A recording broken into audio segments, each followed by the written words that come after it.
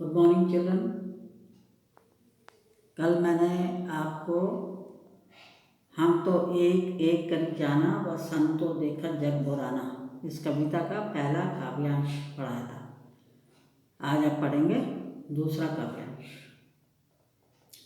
प्रसिद्ध संत कवि कबीर ने इन पंक्तियों के माध्यम से, जो काव्यांश अब पढ़ेंगे आप, इन पंक्तियों के माध्यम से धर्म एवं सामाजिक रीति रिवाजों के क्षेत्र में मौजूद पाखंड और बाहरी आडंबरों पर प्रहार किया है।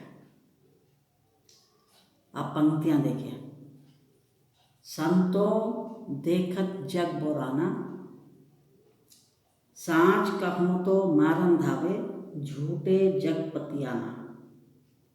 पतियाना का अर्थ होता है विश्वास करना या विश्वास कर लेते हैं जैसे, और बोराना का अर्थ है बुद्धि भ्रष्ट होना, पगला जाना मतलब। तो कबीर लोगों को बाहरी आडंबरों के वशीभूत होकर ईश्वर प्राप्ति के लिए प्रयासरत होने के कारण कहते हैं कि ये संसार पागल हो गया है, यह संसार पागल हो गया है, उसकी मति भ्रष्ट हो गई है। जो व्यक्ति सत्य का अनुसरण करता है, दूसरी पंक्ति देखिए, सांच कहूँ तो मारन धावे, झूठे जग पतियाना, कि जो व्यक्ति सत्य का अनुसरण करता है, लोगों को वास्तविकता से परिचित कराता है, लोग उसे मारने के लिए दौड़ते हैं। तथा जो व्यक्ति झूठ बोलता है, लोगों को सत्य से गुमराह कर देता है, लोग उसकी बात पर विश्वास कर लेते हैं। अब अगली पंक्तियां देखिए। नेमी देखा धर्मी देखा, प्रात करे स्नाना, आतम मारी पखान ही पूजे, उनमें कछु नहीं ज्ञाना।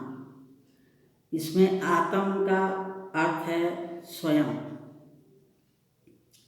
कबीर हिंदू धर्म से जुड़े हुए जितने भी पाखंडी या ढोंगी हैं, उनके बारे में बताते हुए कहते हैं कि ऐसे अनेक लोग हैं। नेमी देखी, नेमी देखा धर्मी देखा, है ना ये लाइन पंक्ति, प्रात करे स्नाना। तो इतने लोग हैं जो नियमबद्ध होकर धार्मिक परंपराओं का बड़ी निष्ठा के साथ पालन करते हैं और प्रातः काल उठकर स्नान करते हैं। तो ऐसे लोग अपनी आत्मा को तो हर पल हर दिन मारते रहते हैं, उसका हनन करते रहते हैं अपनी आत्मा का, लेकिन दूसरी ओर पत्थरों की निष्ठा के साथ पूजा करते हैं। आत्म मारी मतलब अपनी आत्मा का हनन करते हैं, स्वयं का हनन करते हैं और पत्थरों की पूजा करते हैं बड़ी निष्ठा के साथ। वे आत्मचिंतन नहीं करते हैं, इन्हें अपने ज्ञान पर इतना घमंड है, लेकिन हैं वे अज्ञानी। यह ना पंक्ति, उनमें कछु नहीं ज्ञान, कि वे अपने ज्ञान पर घमंड करते हैं लेकिन हैं ये अज्ञानी। अगली पंक्तियां देखिए। बहुतक देखा पीर औलिया, पढ़े किताब कुराना, कै मुरीद तदबीर बतावे, उनमें उहे जो ज्ञाना। तो पीर औलिया कहते हैं जो धर्म गुरु होते हैं, संत होते हैं, उनको कहते हैं पीर औलिया। और मुरीद का अर्थ होता है शिष्य, तदबीर का अर्थ होता है उपाय। अब देखिए इसका अर्थ। तो मुसलमानों के विषय में कबीर कह रहे हैं यहाँ पर कि उन्होंने अनेक ऐसे पीर और औलिया देखे हैं। ये मुसलमानों में ही होते हैं पीर और औलिया, उनके संत होते हैं, उनके धर्म गुरु होते हैं, मुसलमानों में होते हैं। तो मुसलमानों के विषय में कबीर कहते हैं कि उन्होंने अनेक ऐसे पीर एवं औलिया देखे हैं जो धार्मिक पुस्तक कुरान का नियमित पाठ करते हैं।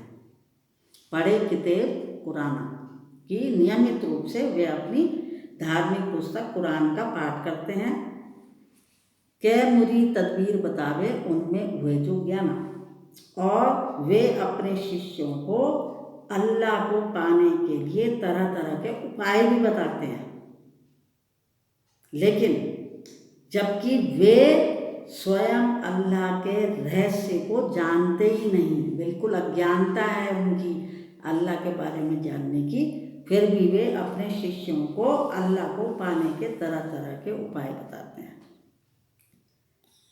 अगली पंक्तियां देखिए। आसन मारी डिम्ब धरी बैठे, मन में बहुत गुमाना, और पीपर पाथर पूजन लागे, तीरथ गर्भ भुलाना। इसमें डिम्ब का अर्थ होता है घमंड, अभिमान, गर्व, अहंकार, उसे कहते हैं डिम्ब। तो कभी ढोंगी योगियों पर प्रहार करते हुए कहते हैं कि वे आसन लगाकर अवश्य बैठे हैं। आसन माने जिस पर बैठते हैं वो, तो आसन लगा के तो अवश्य बैठे हैं, किंतु उनके मन में अहंकार भरा हुआ है ना। आसन मारी डिम्ब धरी बैठे, कि वे आसन लगा के तो अवश्य बैठे हुए हैं, लेकिन उनके मन में बहुत अहंकार है, बहुत घमंड है उनके अंदर। तो कबीरदास कहते हैं कि लोग पीपल के वृक्षों, ये पीपर माने पीपल के वृक्षों, और पाथर कहते हैं पत्थरों, और पूजन पूजा। तो कबीर कहते हैं कि लोग पीपल के वृक्षों एवं पत्थरों की पूजा करते हैं।